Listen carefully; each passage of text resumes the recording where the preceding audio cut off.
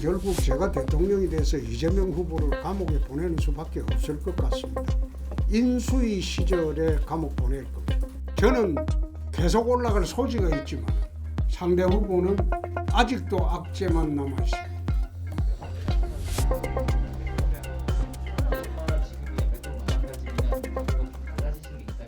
거짓말입니다. 아마 하태경 의원이 이런 말 한 일이 있을걸요. 모두들 전화 오는데 한 군데서는 안 왔다. 기억하실 겁니다. 그 한 군데가 우리입니다.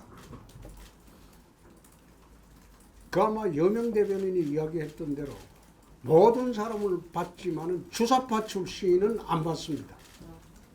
윤석열 후보를 이길 수 있다는 것은 민심을 이기는 당심은 없습니다.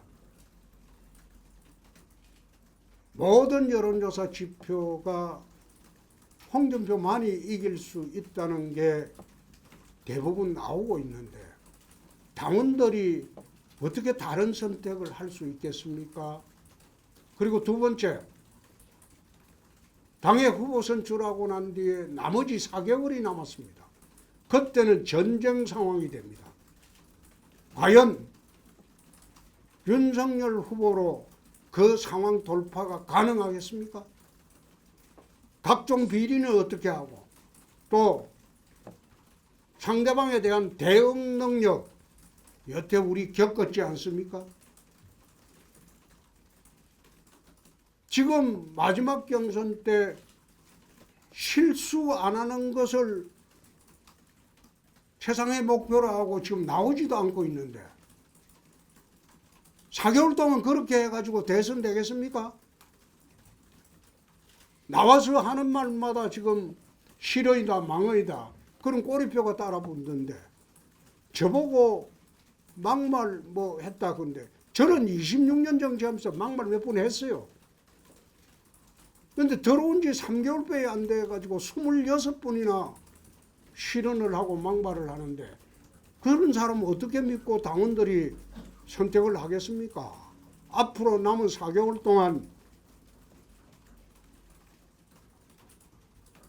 대선의 삭막한 전쟁터에 온몸에 상처를 입고 나갈 수 있겠습니까? 나는 그 두 가지만으로 당원들이 올바른 선택을 할 것으로 확신합니다. 민심이 당심을 이기려고 하면 이 당은 대선에서 절대 이길 수가 없습니다. 망할 겁니다. 당심이 왜 그래 됐냐? 8월 중순까지는 윤석열 후보가 유일한 정권교체의 대안이었습니다. 그런데 정치판 들어와서 일단 실언과 망언으로 지지율이 반토막이 났어요.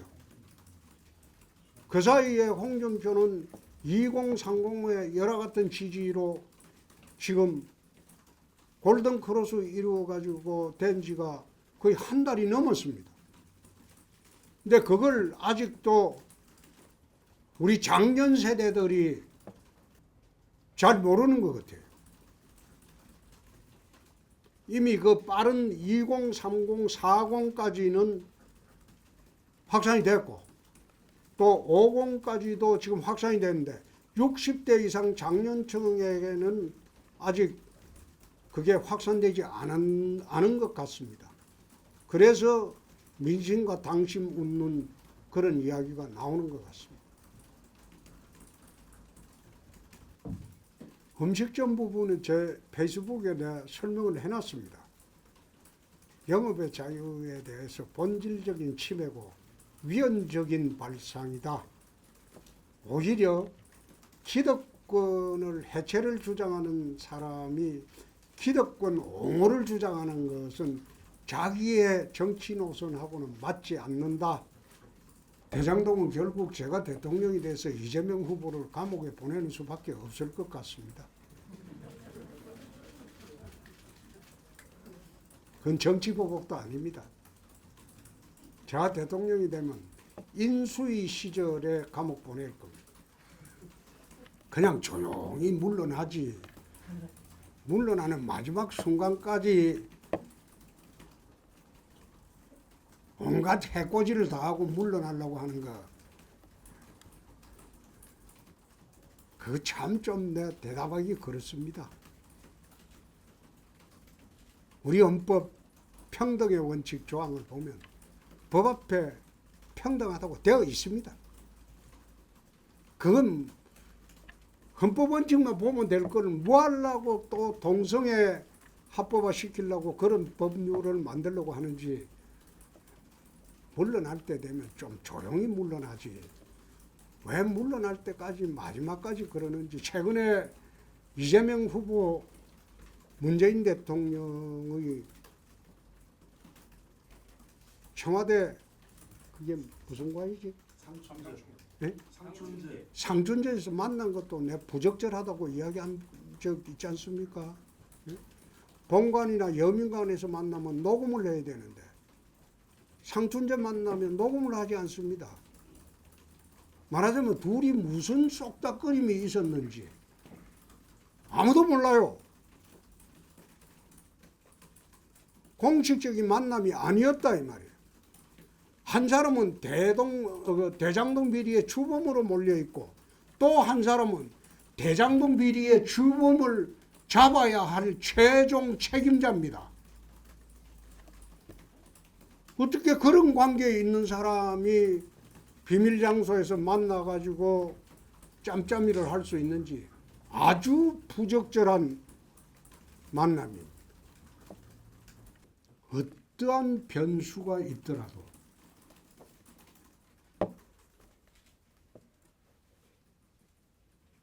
당심은 민심을 이기지 못한다. 그거는 변함이 없을 겁니다. 저는